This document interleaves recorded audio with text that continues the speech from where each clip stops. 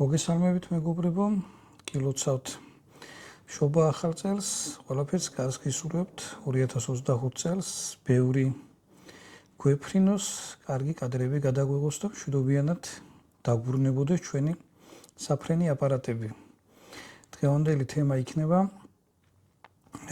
დრონების ვარდნა და სამწუხაროდ მე მოგიყვებით საკუთარ გამოცდილებაზე თუ როგორ ჩავძირე ზღვაში დრონი, როგორ დავამტრიე ჩანჩქერზე, როგორ დავამტრიე შენობის ფასადის გადაღებისას და რა იწვევს ზოგადად დრონის ვარდნას. ზოგადად დრონის ვარდნა ჩემი პრაქტიკული გამოცდილებიდან პირდაპირ არის დამოკიდებული ადამიანურ ფაქტორზე. 95% ალბათ არის ისევ ჩვენი ბრალი.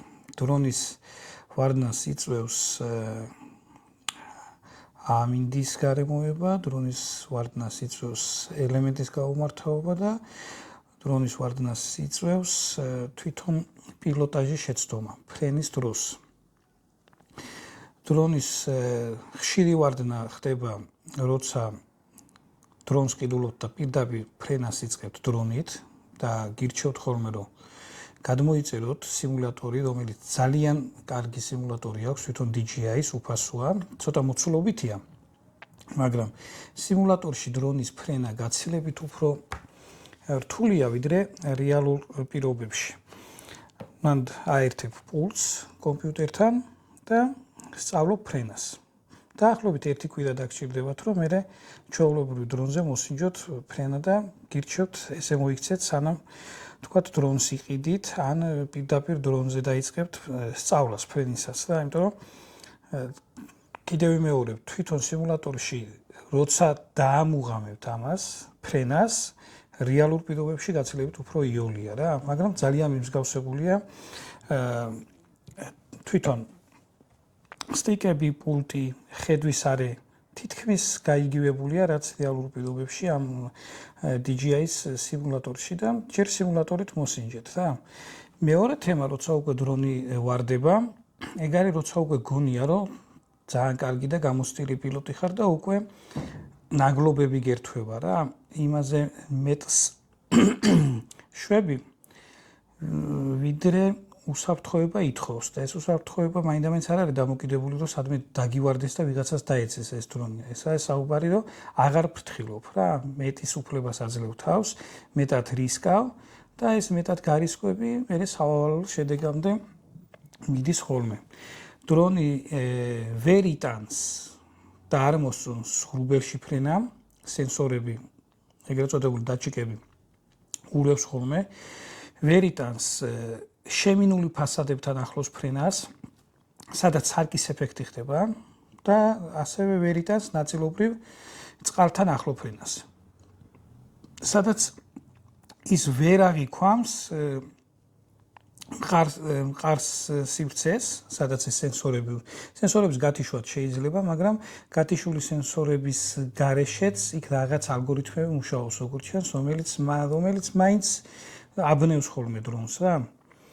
მე ჩაგირთავთ ვიდეოს, რომელიც მე შემემთხვა, ეს არის პირველი ვარდნა, ჩემი პირველი ვარდნა, რომელიც დავემართა მახუნცეთის ჩანჩქერზე. ჩანჩქერთან ახლოს დრონი ვერ ავაფრინე, ვერაფრით. რაღაც მაგნიტური ველია თუ რა ხდება, ვერ გავიგე და არაფრით დრონი არ აფრინდა რა. ადგილზე ვერ ავაფრინე, ჩამოვედით დაახლოებით პარკირებასთან, მახუნცეთის ჩანჩქერზე ვინც ხარ დამყოფი, იცით, რომ დაახლოებით ეს არის 50 მეტრით ქვევით. 50 მეტრის ქვევით ავაფრინე დრონი და ისევ ამოვედი ზევით. ვიდეო გადავიღე, რამოდენიმე წუთი, რამოდენიმე კადრი ზევიდან, ქვევიდან, გადაფრენები გადმოფრენი და ერთ-ერთი კადრი არის, ეხლა თქვენ რომელსაც ხედავთ, მოვდივარ ზევიდან ქვევით, არა ვარ წყალთან ახლოს, მაგრამ რაღაცამ ეს ჩემი დრონი შეისრულა ისე რომ გაწყდა პულტთან კავშირი, საერთოდ ეკრანი გაშავდა და ვერ ვხედავ ჩემ დრონს. ამ დროს ეგ დრონი მერე როცა უკვე კადრებში ნახე გადმოწერილ ფაილებიდან ძალიან წვალობს ჩანჩქერში, წყალშია თავიდან ბოლომდე რა, ებრძვის წყალს, ეს არის DJI Mavic 2 Pro რომელიც აღმოჩნდა, რა ვიცი, სასწაული დრონი, ამხელა წყლის ნაკადს გაუგზლო და საბოლოო ჯამში რაღაც უკან გამოსვლა სტიკებსო დავაწექი, ბოლოს და ბოლოს გამოძვრა ჩანჩქერიდან და მე რა თქმა უნდა ეს სიჩქარე აღებული უკანა მხარეს ქვაზე მიენარცხა და ჩავარდა. კაიგა ყოლა სიცივე პერიოდი იყო. მე ჩემმა მეგობარმა ეს დრონი ამოიღო წყლიდან და რა თქმა უნდა ეგრევე ამოვიღეთ ელემენტი, ამოვაცალეთ, გავამშვალე, ფრთები ქონდა დალეწილი, მაგრამ გადარჩა რა, ეკრანი გადამირჩა, გიმბალი გადამირჩა, ფაქტიურად დრონი გადარჩა, ფრთები გამოცვალეთ ხოლოდ და მიუხედავად იმისა, რომ არ ვიცი ახლა რამოდენიმე წამი, 20-30 წამი, კარგი წყლის ჭაულის ქვევით იყო, ასე შემიძლია ვთქვა, დრონი მაინც მუშაობდა, არაფერი არ მოსვლია, ძალიან გამძლე დრონი აღმოჩნდა სერიაში Mavic 2 Pro. და გავამშვალეთ და მე გამოვაშლე კარგად, ვაცალე ყველაფერი და დრონი ამუშავდა. მაგრამ მსგავსი რამის იმედი არ ქონდა თუ ეს ჩავარდება ზღვაში. იმიტომ რომ ზღვის მარილიანი წყალი, რაც არ უნდა ეგრევე ამოიღოთ ეგ დრონი ზღვიდან, შანსი არ არის, მაინც გამოათეთრებს, მაინც შეჭამს და უბრალოდ აზრი არ აქვს რა, თუ ახლოს ჩავარდება და ამოიღებ, გექნებათ ბუტაფორია. არაფერი აღარ უარგა შემდეგ, სქემას ჭამს ეგრევე. ჩემს მეგობარს დაემართა ეგრე. ხიდის ქვევით იღებდნენ კადრს, ჩავარდა ზღვაში და ახლობით 15 წამი არ დაგშვირებია, ამოვიღეთო, დაშალეს, გააშლეს, რა ვიცი, ბრინჩი ჩადეს, მაგრამ არაფერი არ ეშველა, მესამე დღეს მაინც ამოათეთრა რა. ერთ-ერთი ყველაზე კატასტროფული ვარდა, რომელიც დაემართა, ეს არის ზღვაში დავკარგე, ისიც Mavic 2 Pro იყო. აი თევზის ბაზრის ოდნავ გადაღმა, იქ პარკირებას გავჩერდი, აუფრინდი და ძალიან მინდოდა ერთი ბერეგი და მეორე ბერეგზე გადაუფრენილიყავი. იყო ღამე, ბნელოდა. ელემენტი დამუხტული მქონდა, არაფერი ხელშემშლელი არ უნდა ყოფილიყო და აი სადაც პორტის ეგრეთ წოდებული პლიჩალებია, წინა ვიდეოში კი ვთქვი, რომ იქ რაღაც ანტენები დაყენდა, როგორც ჩანს, რუსეთ-უკრაინის ომის შემდეგ, უსაფრთხოების თვალსაზრისით, სადაც რამოდენიმეჯერ გამაფრთხილა პულტმა, რომ ანტენები გბლოკავსო. მაგრამ მაინც არ დაუნებდი, მეთქი გადაუფრინდები, იმიტომ რომ ანბანის კოშკთან მეორე მეგობარი მელოდებოდა, სადაც ეს დრონი უნდა დამესვა, იმიტომ რომ უკან გადმოფრენის ელემენტის იმედი არ მქონდა რა Mavic 2 Pro-ზე.